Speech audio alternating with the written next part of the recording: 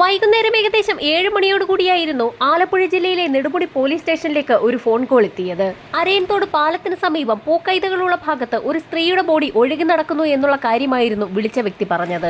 വിവരമറിഞ്ഞ ഉടൻ തന്നെ SI സംഘവും സംഭവസ്ഥലത്തേക്ക് എത്തി. അപ്പോഴേക്കും പ്രദേശമാകെ ആളുകളെ കൊണ്ട് നിറഞ്ഞിരുന്നു.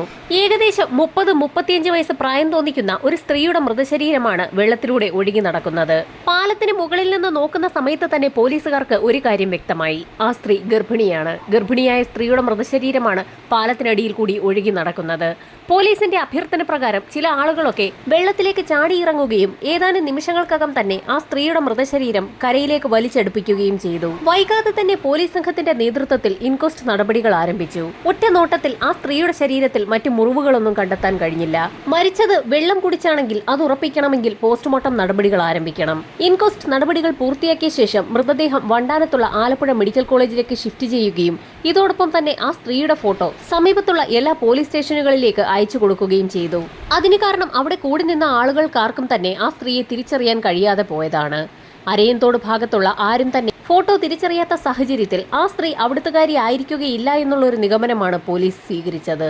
സമീപത്തുള്ള പോലീസ് സ്റ്റേഷനുകളിലേക്ക് ഫോട്ടോ അയച്ചു കൊടുത്തതോടൊപ്പം തന്നെ പോലീസിന്റെ വാട്സ്ആപ്പ് ഗ്രൂപ്പുകളിലും ഫോട്ടോ ഷെയർ ചെയ്യപ്പെട്ടു. പോലീസിനെ സഹായിക്കുന്ന ജനമൈത്രി ഗ്രൂപ്പുകൾ അവരവരുടെ ഗ്രൂപ്പുകളിലേക്കൊക്കെ ആ സ്ത്രീയുടെ ഫോട്ടോ ഷെയർ ചെയ്യുകയും ചെയ്തു. ആ രാത്രി പോലീസിനെ തേടി പ്രത്യേകിച്ച് വിവരങ്ങളൊന്നും എത്തിയില്ല. എന്നാൽ തൊട്ടടുത്ത ദിവസം ഏകദേശം 11 മണിയോടുകൂടി ഫോട്ടോയിൽ കാണുന്ന സ്ത്രീയെ പരിചയമുണ്ടെന്ന് പറഞ്ഞുകൊണ്ട് ഒരു വ്യക്തി നെടുമുടി സ്റ്റേഷനിലേക്ക് എത്തി. പോലീസ് സംഘം ആ വ്യക്തിയുമായി നേരെ വണ്ടാനം മെഡിക്കൽ കോളേജിലേക്കാണ് പോയത്. ആ സമയത്ത് ഹോസ്പിറ്റലിൽ പോസ്റ്റ്മോർട്ടം നടപടികൾ ആരംഭിച്ചിട്ടുണ്ടായിരുന്നില്ല. യുവതിയുടെ ഫോട്ടോ കണ്ട് തിരിച്ചറിഞ്ഞെത്തിയ വ്യക്തി അവരുടെ സ്വന്തം സഹോദരൻ തന്നെയാണ്. ഫോട്ടോയിൽ കാണുന്നത് തന്റെ സഹോദരി അനിതയാണെന്നുള്ള കാര്യം ആ വ്യക്തി പോലീസിനോട് പറഞ്ഞു. അനിതയും ഭർത്താവായ അനീഷും 2 മക്കളും ആലപ്പുഴയിലെ പുന്നപ്രയിലാണ് താമസിക്കുന്നത്. അനിതയുടെ ഭർത്താവിനെ കുറിച്ച് കേട്ടറിഞ്ഞ പോലീസ് സംഘം ഉടൻ തന്നെ സഹോദരന്റെ കയ്യിൽ നിന്നും അനീഷിന്റെ ഫോൺ നമ്പർ കളക്ട് ചെയ്യുകയും അയാളെ വിളിച്ചു നോക്കുകയും ചെയ്തു. ഫോൺ എടുത്ത അനീഷിനോട് നെടുമുടി സ്റ്റേഷനിലെ SI അനിതയെക്കുറിച്ച് ചില കാര്യങ്ങൾ പറയാനുണ്ടെന്ന് സൂചിപ്പിച്ചതും ഭർത്താവായ അനീഷ് ആകെ പൊട്ടിത്തെറിക്കുകയാണ് ചെയ്തത്. അനിത നേരത്തെ തന്റെ ഭാര്യയായിരുന്നു എന്നും എന്നാൽ ഇപ്പോൾ അങ്ങനെയല്ല എന്നും അവളെക്കുറിച്ചുള്ള യാതൊരു കാര്യങ്ങളും തനിക്ക് കേൾക്കേണ്ട ആവശ്യമില്ല എന്നും അനിതയെക്കുറിച്ച് കൂടുതലായി എന്തെങ്കിലും പറയാനുണ്ടെങ്കിൽ അത് പ്രബീഷ് എന്ന വ്യക്തിയോട് പറഞ്ഞാൽ മതിയെന്നുമായിരുന്നു അനിതയുടെ ഭർത്താവ് അനീഷ് പോലീസിനോട് പറഞ്ഞത്. ഭാര്യയുടെ മരണവിവരം അറിയിക്കുന്നതിനായി അവരുടെ ഭർത്താവിനെ വിളിച്ച SIക്ക് പിന്നീട് എന്ത് പറയണമെന്ന് പോലും അറിയാൻ പറ്റാത്ത അവസ്ഥയായി. അനിതയെക്കുറിച്ചുള്ള കൂടുതൽ വിവരങ്ങൾ ഭർത്താവായ അനീഷിനോട് ചോദിച്ചറിയാൻ SI ശ്രമിച്ചെങ്കിലും അപ്പോഴേക്കും അനീഷ് ഫോൺ കട്ട് ചെയ്തിരുന്നു. ഇതെല്ലാം കണ്ടുകൊണ്ട് അനിതയുടെ സഹോദരൻ സ്റ്റേഷനിൽ നിൽക്കുന്നുണ്ടായിരുന്നു.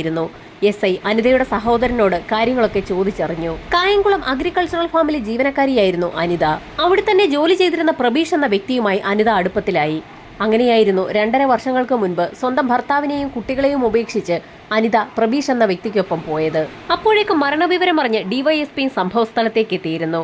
കാര്യങ്ങളൊക്കെ കേട്ടറിഞ്ഞ DYSPയുടെ നേതൃത്വത്തിൽ തന്നെ 2 സംഘത്തെ രൂപീകരിക്കുകയും 2 ടീമിനും ഓരോ ചുമതല നൽകുകയും ചെയ്തു. അനിതയുടെ മൊബൈൽ നമ്പർ കേന്ദ്രീകരിച്ച് വിപുലമായ ഒരു അന്വേഷണം നടത്തുന്നതിനായിരുന്നു ഒരു സംഘത്തിന് ചുമതല നൽകിയത്. പ്രബീഷ് എന്ന വ്യക്തിയെ കേന്ദ്രീകരിച്ച് വിശദമായ ഒരു അന്വേഷണം നടത്താനായിരുന്നു 2ാമത്തെ സംഘത്തിന് ചുമതല നൽകിയത്. അന്വേഷണം ആരംഭിച്ച് ആദ്യത്തെ 2 ദിവസവും പ്രത്യേകിച്ച് വിവരങ്ങളൊന്നും കളക്ട് ചെയ്യാൻ പോലീസ് സംഘത്തിന് കഴിഞ്ഞില്ല. അങ്ങനെ 3ാമത്തെ ദിവസം അനിതയുടെ പോസ്റ്റ്മോർട്ടം നടപടികൾ ആരംഭിച്ച സമയത്തായിരുന്നു പോസ്റ്റ്മോർട്ടം സർജൻ DYSPയും SIയും അടങ്ങുന്ന സംഘത്തെ മെഡിക്കൽ കോളേജിലേക്ക് വിളിച്ചു വരുത്തി ചില കാഴ്ചകളൊക്കെ കാണിച്ചു കൊടുത്തത്. അനിതയുടെ കഴുത്തിൽ നിരവധി പാടുകളുണ്ട്. അവരുടെ കഴുത്തിൽ ബലപ്രയോഗം നടത്തിയതിലൂടെയാണോ അവർ കൊല്ലപ്പെട്ടതെന്ന് തങ്ങൾക്ക് സംശയമുണ്ടെന്നായിരുന്നു പോസ്റ്റ്മോർട്ടം ചെയ്യാനൊരുങ്ങിയ ഡോക്ടർമാർ പോലീസിനോട് പറഞ്ഞത്. ആ പാടുകൾ കാണിച്ചു കൊടുക്കുന്നതിന് വേണ്ടി കൂടിയായിരുന്നു പോലീസ് സംഘത്തെ അവിടേക്ക് വിളിച്ചു വരുത്തിയത്. ഏതാനും നിമിഷങ്ങൾക്കകം തന്നെ പോസ്റ്റ്മോർട്ടം നടപടികളും പൂർത്തിയാക്കി. പോസ്റ്റ്മോർട്ടം നടപടികൾ പൂർത്തിയാക്കിയ ഡോക്ടർമാർ നൽകിയത് തീർത്തും ഞെട്ടിക്കുന്ന ഒരു റിപ്പോർട്ടായിരുന്നു. അനിത എന്ന സ്ത്രീയുടെ ശരീരത്തിനുള്ളിൽ ഒരു കുഞ്ഞുണ്ടായിരുന്നു. ആ കുഞ്ഞിനാകട്ടെ 26 ആഴ്ചത്തെ വളർച്ചയുമുണ്ട്. ഏകദേശം 6 മാസത്തോളം വളർച്ചയുള്ള കുഞ്ഞാണ് അനിതയുടെ ശരീരത്തിനുള്ളിൽ ഉണ്ടായിരുന്നത്. അതുപോലെ തന്നെ തൈറോയ്ഡ് ഗ്രന്ഥി പൊട്ടിയിട്ടുണ്ട്. ശ്വാസം മുട്ടിച്ചപ്പോൾ തൈറോയ്ഡ് ഗ്രന്ഥി പൊട്ടിയതാകാനാണ് സാധ്യതയെന്നാണ് വിലയിരുത്തിയത്. വെള്ളം കുടിച്ചാണ് മരിച്ചിരിക്കുന്നത്. ശ്വാസകോശത്തിനുള്ളിൽ വെള്ളത്തിന്റെ അംശം കണ്ടെത്തി. ശ്വാസകോശത്തിനുള്ളിൽ വെള്ളം കയറിയിട്ടുണ്ട് എന്ന് പറയുമ്പോൾ ഒരുപക്ഷെ ആ സ്ത്രീയെ മുക്കിക്കൊന്നതാകാനുള്ള സാധ്യതയും തള്ളിക്കളയാനാകില്ല എന്ന് ഡോക്ടർമാർ പോലീസിനോട് പറഞ്ഞു. എല്ലാ കാര്യങ്ങളും വിശദമായി മെഡിക്കൽ കോളേജിലെ ഡോക്ടർമാരിൽ നിന്നും മനസ്സിലാക്കിയ പോലീസ് സംഘം തിരികെ സ്റ്റേഷനിലേക്ക് എത്തി. DYSPയും SIയും അടങ്ങുന്ന സംഘം സ്റ്റേഷനിലെത്തിയപ്പോഴേക്കും അന്വേഷണത്തിന് പുറപ്പെട്ട 2 അംഗ സംഘവും സ്റ്റേഷനിലേക്ക് അവർ കളക്ട് ചെയ്ത ഡീറ്റെയിൽസുമായി മടങ്ങിയെത്തിയിരുന്നു.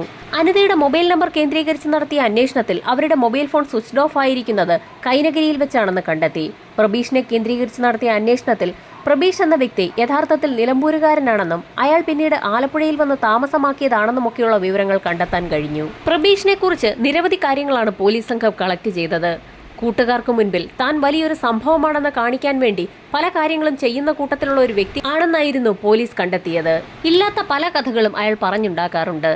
കൂട്ടുകാരെയൊക്കെ പലപ്പോഴും ഭയപ്പെടുത്തുന്നതിനായി തന്റെ കൈവശമുള്ള എയർ പിസ്റ്റൾ അയാൾ പലപ്പോഴും ഉപയോഗിക്കാറുമുണ്ട്.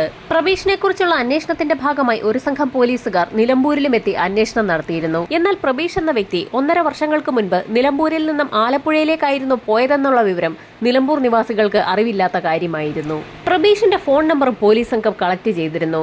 കൈനകരിയിൽ വെച്ച് അവസാനമായി മൊബൈൽ ഫോൺ സ്വിച്ച് ഓഫ് ആകുന്നതിനു മുൻപ് അനിത വിളിച്ചിരിക്കുന്നത് പ്രബീഷിനെ തന്നെയാണോ എന്ന് ഉറപ്പിക്കുന്നതിനായി പോലീസ് സംഘം ഒരു ശ്രമം നടത്തി. ഡിവൈഎസ്പിയുടെ നിർദ്ദേശം കിട്ടിയ ഉടൻ തന്നെ സൈബർ സംഘം ആ വിവരവും കളക്ട് ചെയ്തു. അനിത അവസാനമായി വിളിച്ചിരിക്കുന്നത് പ്രബീഷിന്റെ നമ്പറിലേക്ക് തന്നെയാണ്. അത് മാത്രവുമല്ല, ആ സമയത്ത് അനിതയുടെയും പ്രബീഷിന്റെയും മൊബൈൽ നമ്പറുകൾ കൈനഗരി ടവർ പരിധിയിൽ തന്നെ ഉണ്ടായിരുന്നു എന്നും അന്വേഷണ സംഘം കണ്ടെത്തി. കൈനഗരി ഭാഗത്തൊക്കെ അന്വേഷണം നടത്തിയെങ്കിലും പ്രബീഷ് എവിടെയാണ് താമസിക്കുന്നതെന്നുള്ള കാര്യം പല ആളുകൾക്കും അറിവില്ലായിരുന്നു. അഗ്രികൾച്ചറൽ ഫാമിൽ വർക്ക് ചെയ്യുന്ന ഒരു വ്യക്തി എവിടെയാണ് താമസിക്കുന്നതെന്നുള്ള കാര്യം നാട്ടുകാർക്കാർക്കും അറിവില്ല എന്ന് പറഞ്ഞ കാര്യം പോലീസിനെ തീർത്തും അമ്പരപ്പിച്ചു. പോലീസിന്റെ വിശാലമായ അന്വേഷണത്തിൽ മറ്റൊരു കാര്യം കൂടി കണ്ടെത്താൻ കഴിഞ്ഞു. അനിതയുടെ മൊബൈൽ ഫോൺ സ്വിച്ച് ഓഫ് ആയ ആ ദിവസം രാത്രി തന്നെ പ്രബീഷിന്റെ മൊബൈൽ ഫോണും സ്വിച്ച് ഓഫ് ആയിരിക്കുകയാണ്.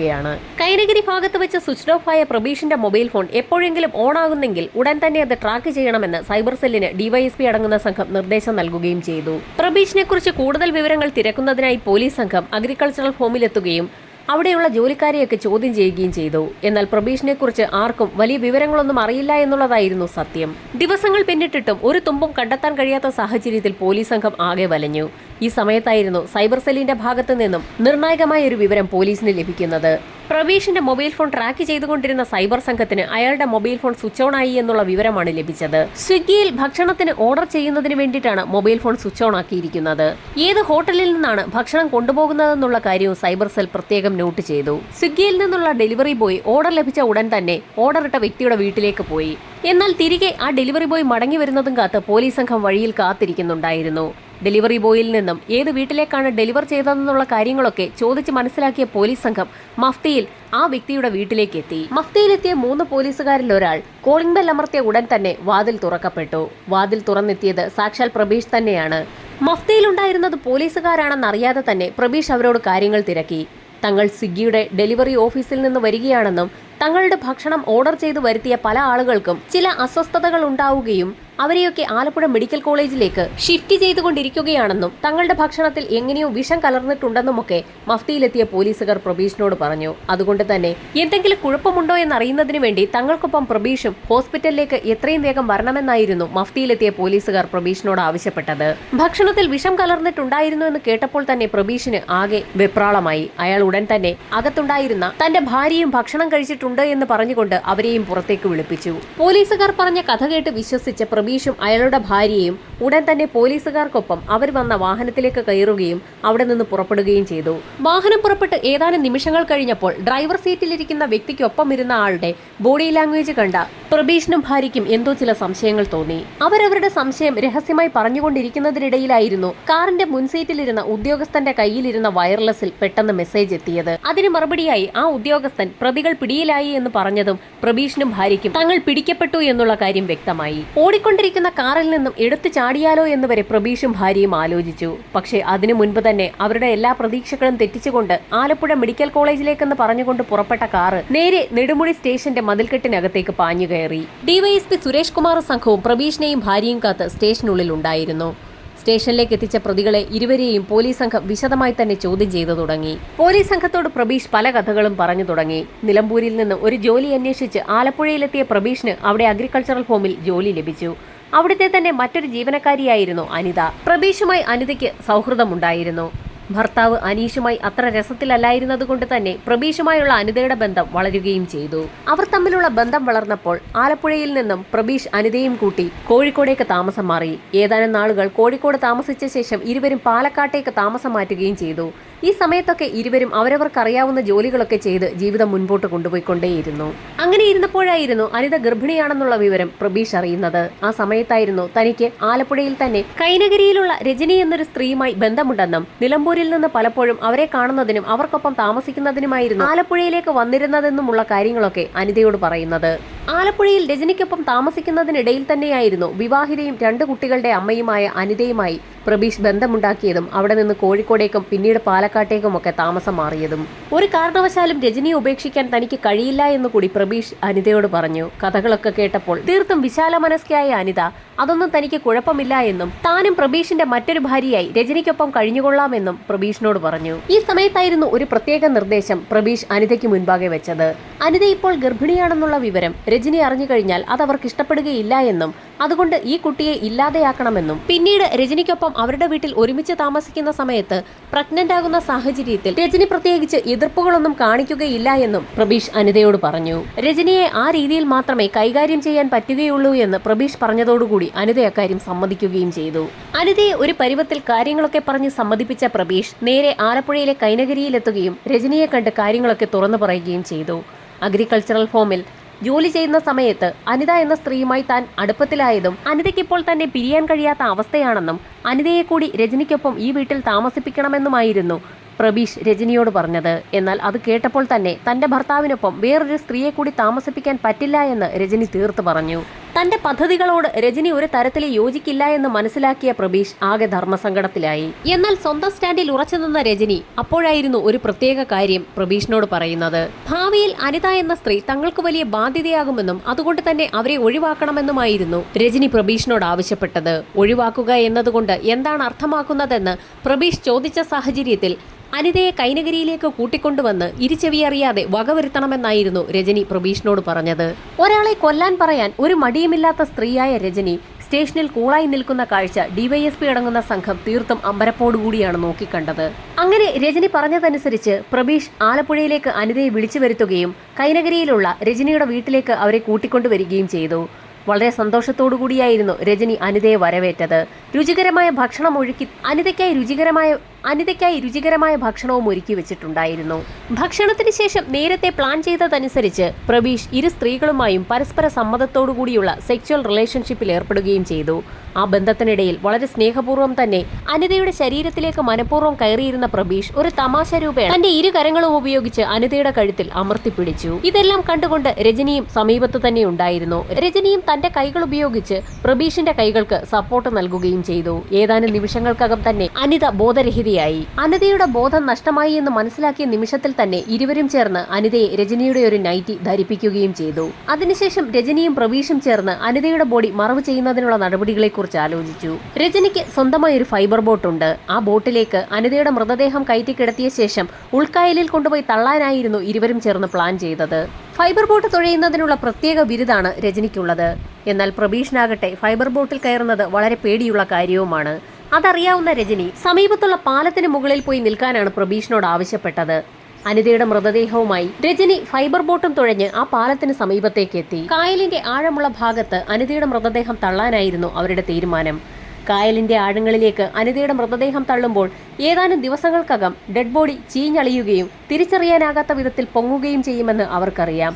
അങ്ങനെ വരുമ്പോൾ തിരിച്ചറിയാൻ കഴിയാത്ത മൃതദേഹമെന്ന് കരുതി കേസ് അവസാനിച്ചുകൊള്ളുമെന്ന് കരുതിയായിരുന്നു പ്രബീഷും രജനിയും ചേർന്ന് മൃതദേഹം കായലിൽ തള്ളിയത്. മൃതദേഹം കായലിൽ തള്ളിയ ശേഷം തിരികെ ഫൈബർ ബോട്ടും തുഴഞ്ഞ് രജനി അവളുടെ വീട്ടിലേക്കെത്തി. ഇതേസമയം പാലത്തിൽ നിന്നിരുന്ന പ്രബീഷും തിരികെ രജനിയുടെ വീട്ടിലേക്ക് എത്തിയിരുന്നു.